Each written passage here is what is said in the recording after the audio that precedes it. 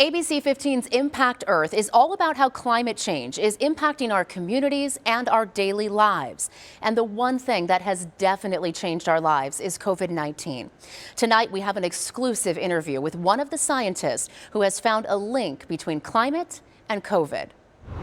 Since the start of the pandemic, scientists have been searching for answers. They had a hunch, followed it, and now know that climate is the catalyst. As the climate is changing, now conditions of temperature and precipitation are making the conditions on all of this area in the Southeast Asia suitable for bats to move in there.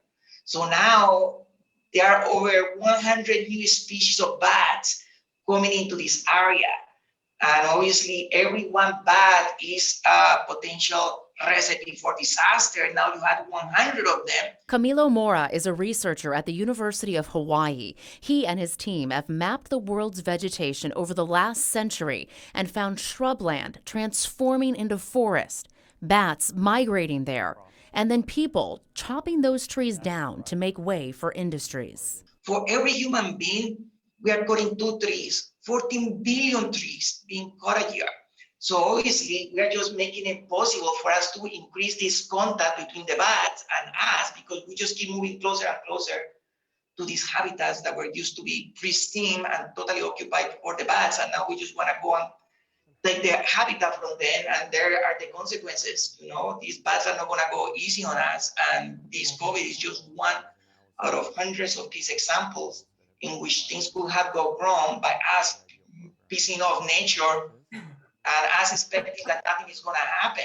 And Morris says this is just the beginning. We are likely entering a new age of pandemics as we continue to alter the planet. We have come to discover that climate change is actually a mechanism that accelerates the transmission of these viruses. But how do we stop it? For some reason, I think that we are thinking about this problem like going to the doctor, right? Like you get a disease and you go to the doctor and give you a pill and you fix it. Climate change is not going to be fixed like that. Morris says we've got to get to work on investments and solutions fast. The National Academy of Sciences just released a new report on how the U.S. can do just that. Among their many recommendations, they cite the need for a fair and equitable transition away from fossil fuels to clean energy. That includes protecting vulnerable workers and communities while increasing jobs and reestablishing the U.S. as leaders in energy innovation. But it's a global problem that requires countries to work together on a solution,